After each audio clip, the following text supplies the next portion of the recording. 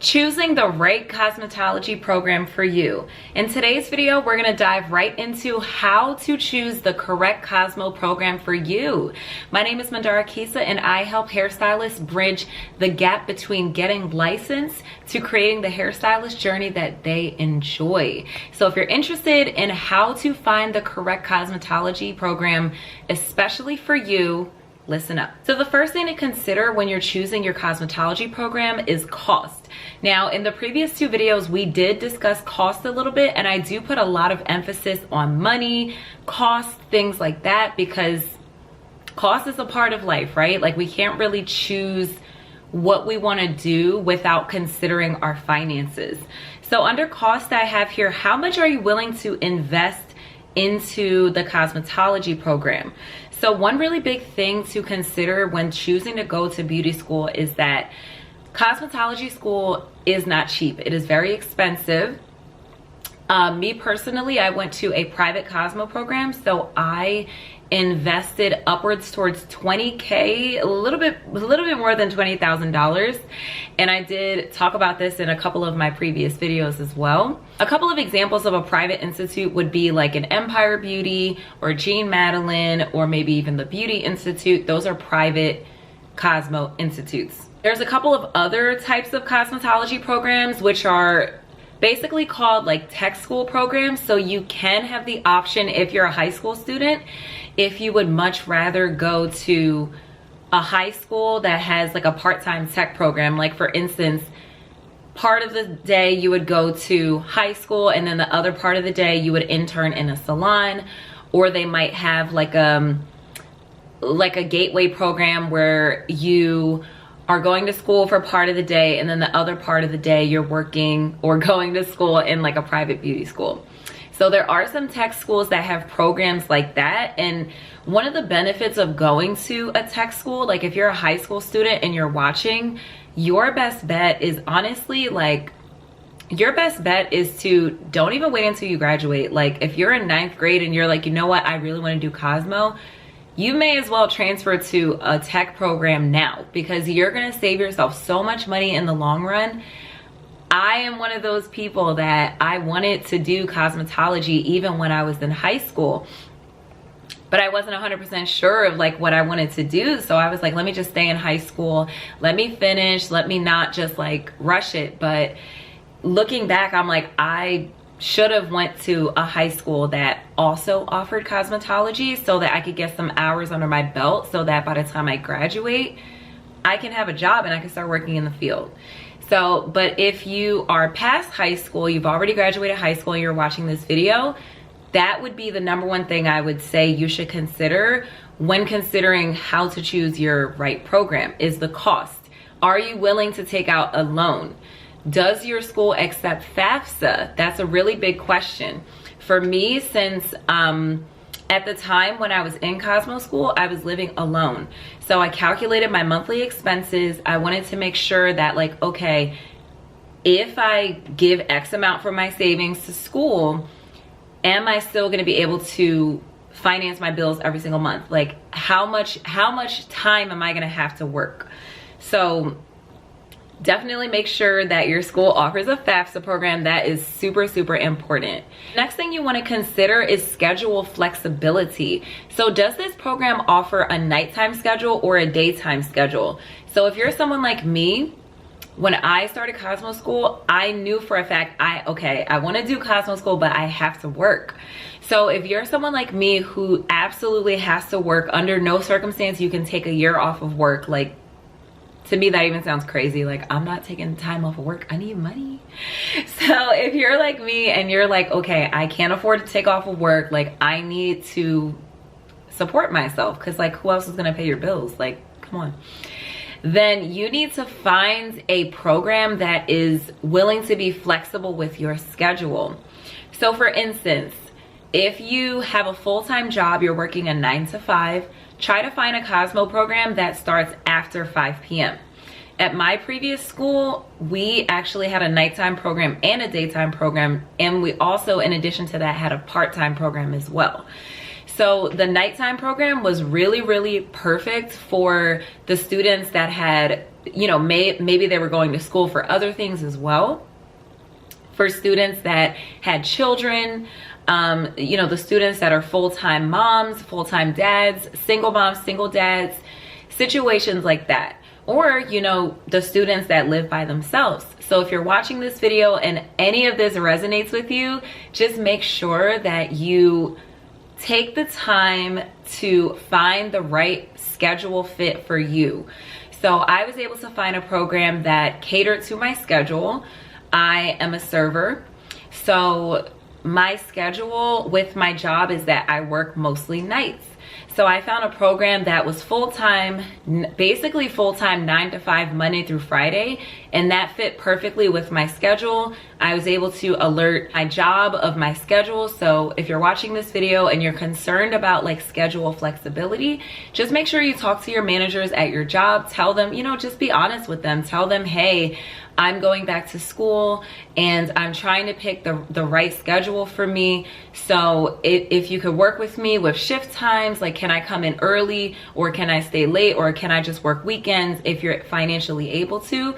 Definitely those are some questions that you can ask your employer. So you want to ask your school definitely if they offer makeup hours. So the school that I went to offered makeup hours on Saturdays. That was considered Saturday school, and we got a chance to make up our hours on a Saturday. So for example, if you are constantly coming in 15 minutes late every single day, that's 15 minutes that's going to push your graduation back. Oh yeah, I forgot to mention. So in cosmetology school, it is a licensed program. So this basically means that every hour, every minute that you're clocked into school is going to count towards your hours of completion in order for you to receive your state board license. For instance, if you come into school 15 minutes late every single day, some of the students that were in the school that I was attending, you know, they had to take the bus, they had to take the train, or maybe they lived across town. So it's very understandable why you might be like 15 minutes every day, or here and there you might be 15 minutes late. So if you calculate 15 minutes late every single day, there's 5 days a week that you're going to school. So that's 15 times 5. So what's that? 30, 60. So you're already at the hour mark by the time Thursday hits. And then by the time Friday hits, that's an hour and 15 minutes. So if you multiply that by 4, that's a little bit over 4 hours that you're pushing your graduation date back. And if this happens month after month after month, you can see the trend here that if you're late or like if you have an emergency, you have to leave early. But this is what the makeup hours is for. So you just want to make sure with your when you're going on your tour and stuff like that, you just ask the school tour person, like, hey, like, do you offer Saturday school? Do you offer makeup hours after school, before school? Because I have a busy schedule, and you just want to make sure you're staying on top of that. So another thing you want to consider when you're choosing the right program for you is program offerings. So is there a specific technique that you are interested in learning? Meaning, are you someone that loves braids? Are you someone that really just wants this Cosmo license so you can do nails? Do you want to do lashes? Are you, oh, excuse me. Are you a makeup artist? Are you someone that's like, yes, I want that Cosmo license, but there is a specific niche and a specific reason of why I'm joining beauty school. If this sounds like you, then you would truly benefit from a cosmetology school that is best known for a specific niche. So for instance, I love makeup. There's literally no makeup color eyeshadow that I won't try. Like, I will try any eyeshadow color, I don't care. So for me, going into cosmetology school, I was like, there's 2 things I'm really interested in. I love makeup, and so I need to choose a cosmetology program that does a lot of makeup and likes to focus on skincare, and also that likes hair color, because I love hair color. Like, so if you have a specific niche that you like, make sure when you are trying to make sure that when you're touring these schools that you ask the tour guide these specific questions like, hey, does this program offer eyelash courses? I know eyelash extensions are really, really popular right now. So if you are looking for a school that offers eyelash extension courses, whether it be like 1 or 2 day shadow days, or whether if they have other salons in the area that come in and show you guys like specific techniques and stuff like that, you definitely want to make sure you're asking those specific questions. And also do your research, because this is, I can't stress it enough, this is a high cost investment. You could be investing upwards towards $20,000. So you just want to make sure you are investing your money in the right way so that you can get that proper return on your investment after graduation. So that's just super, super important. Another thing to consider when choosing your right cosmetology program for you would be distance. So how far is the school from your home? Are you able to walk to the school if that's something that's important to you? Are you someone who has a car? Are you someone who lives in the city? So this way, are you able to hop on the bus or hop on the train? Are you gonna have to pay for an Uber every day to go to school? How close in proximity is this campus away from my home? So I ultimately chose to go to my beauty school because yes, I have a car, but I wanted to make sure I chose, number one, a location that had parking. And number two, I wanted to make sure I chose a location that was close enough to my job and close enough to my house. That's another thing to consider is like, if you have a full-time job or a part-time job, how far is your campus away from your job? And you just want to measure all the proximities, because the last thing you want to do is like be hopping around all around town and it's like now you're burnt out and stressed, and like we don't want that. So just make sure. So another thing to consider here is graduation rates. So graduation rate for me is super, super important. Because basically the graduation rate of your school, it kind of is like a fair indicator of like the type of education that you're going to get there. So a good rule of thumb number that I like to look for is the graduation rate 75 or above? That's what I want to see. I want to see, because 75 to me is like, that's kind of like a C, right? So I want to see if 3/4 of your student body graduate year after year. If I see that the graduation rate is like 50, chances are I'm not going to go there, because like, why are half of that? If you do the math in your head, that's half the students. So like, why is 1 every 2 students like failing or dropping off? So for me, that's just the number that I like to look for, 75 or above. I feel like that's a decent average, because that's about 3/4 of the student body. If you do see like a questionable graduation rate, I would encourage you to talk to the director, talk to the people there, talk to the staff, because who knows, maybe after COVID could probably had like a huge thing to do with that graduation rate tipping a little bit lower. Another thing to consider would be atmosphere. So how do you feel when you visit the campus? When you're visiting this beauty school campus, are you greeted by a student, a teacher? Are you greeted by anybody? Is it that you walk in the door and you're just standing there twiddling your hair for like 10 minutes, like, hey, I had an appointment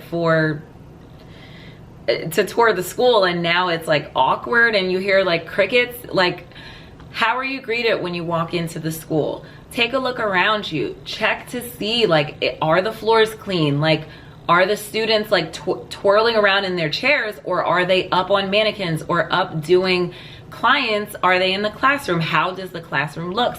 Is the classroom organized? Do the students have frowns all over their faces and they look like they would rather be doing anything else besides being there? Or do they look happy? Does the teacher look like she's engaging, or he is engaging with the student body? So this is actually something that even before I was in beauty school, I checked out the atmosphere when I was in university, when I was studying in school. I was super big on checking out the atmosphere. I would always ask the people, like when I was going on tour visiting schools, like, hey, like, do you mind if I peek my head in a classroom? Like, hey, can I peek my head in this lecture or that lecture? They would always say yes. And I would peek in and I would be like, okay, this teacher looks like they have a cool vibe. Okay, these students look, you know, interested or excited. So I feel like that's really important for you to like pay attention to the energy and the atmosphere of the room, because energy does not lie. Like, you can tell on people's faces if they're happy to be there, if they're upset, if they are like dreading their entire existence. So just know that you do have options. You don't have to settle for the first school that you tour. You don't have to settle for anything. Just always remember, bring it back to your cost. You are investing your hard-earned money, and for a lot of us that take FAFSA and do like financial aid, you're going to be paying this money back for a long time. So you just want to make sure you're getting your return on your investment. So return on your money investment, return on your time investment as well. Another thing to consider is location. Is your school campus located in a safe area? So that was one big thing for me, is I wanted to make sure that like the school that I went to, when I got out of school, it was in a safe bubble. And I wanted to make sure the travel was a pretty safe travel as well. So things to consider, like, are you gonna have to travel on the highway to get to your school? If so, is the highway always congested during the times that you're driving to school? These are little things that like people don't really think about, but if you do stop to think about it, you're like, oh, maybe I should think about that. So it all kind of ties into each other. So the last thing to consider when you are searching for the right cosmetology program for you would be parking.